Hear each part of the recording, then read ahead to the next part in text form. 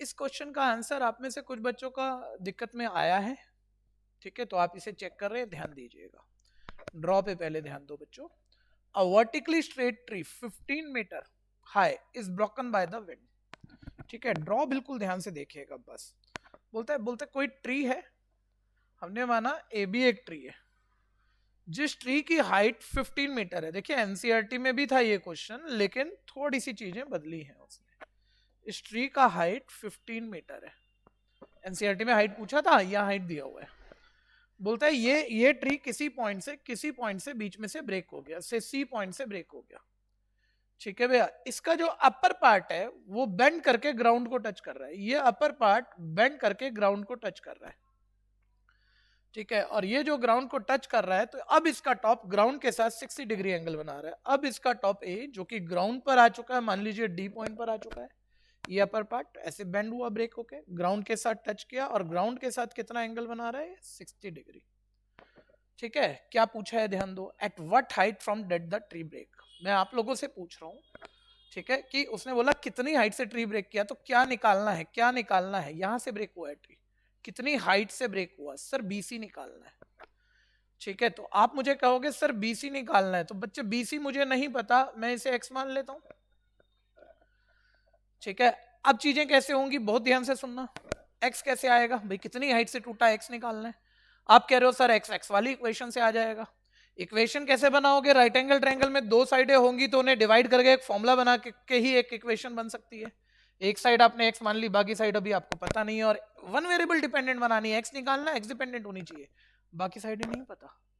तो इतनी देर में ही एक बच्चे ने मुझे कहा सर टोटल हाइट 15 है, 15 हाइट में से लोअर पार्ट माइनस करोगे तो अपर पार्ट 15 माइनस एक्स आएगा। मैंने कहा हाँ बिल्कुल आएगा। अब उस बच्चे ने अगली बात हमें ध्यान दिलाई, सर ये अपर पार्ट ट्री का 15 माइनस एक्स है, यही तो ब्रेक होके यहां पर आया है, तो इसकी लेंथ भी क्या होगी, 15 माइनस एक्स होगी। मैंने कहा हाँ बिल्कुल होगी।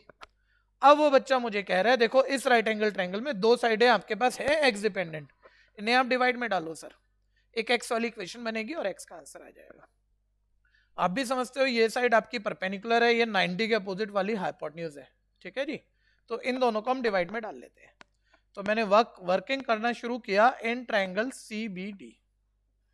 ठीक है जी, और यहां पर हम परपेंडिकुलर और हाइपोटेन्यूज हमारा एक्स डिपेंडेंट है, इसको हमने डिवाइड में डाला, परपेंडिकुलर अपॉन हाइपोटेन्यूज, फॉर्मूला बना साइन थीटा। परपेंडिकुलर का मतलब एक्स है, हाइपोटेन्यूज का मतलब 15 माइनस एक्स है, थीटा का मतलब 60 डिग्री है।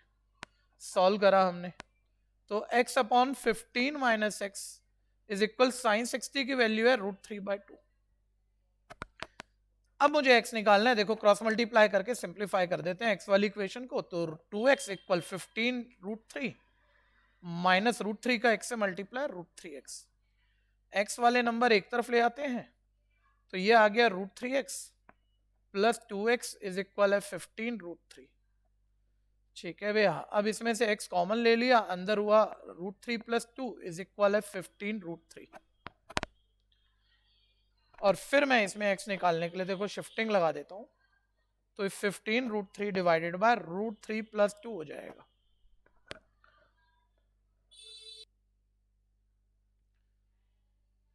और फिर उसके बाद देखो डिनोमिनेटर में तो √3 नहीं छोड़ोगे आप, तो रैशनलाइज कर देंगे, रैशनलाइज कर दिया हमने। ठीक है, कैलकुलेशन ध्यान से देख लेना बच्चों, 15√3 इंटू √3 माइनस 2 डिवाइडेड बाय, इधर a plus b, a minus b formula, a square minus b square, तो √3 का स्क्वायर 3 माइनस 2 का स्क्वायर 4।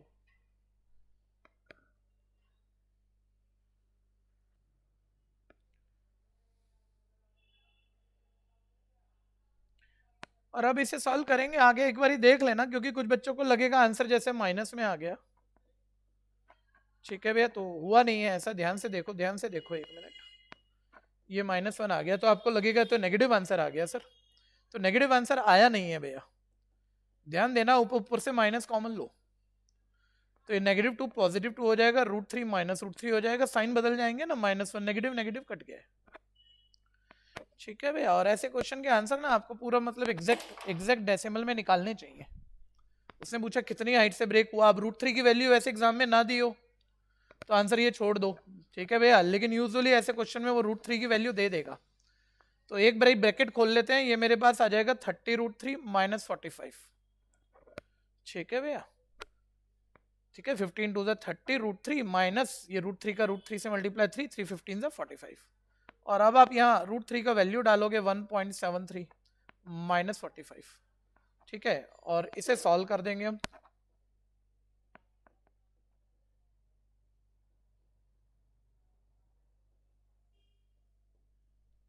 तो ये मेरा यहाँ पर आंसर 6.90 मीटर अप्रोक्सीमेट आंसर आ जाएगा।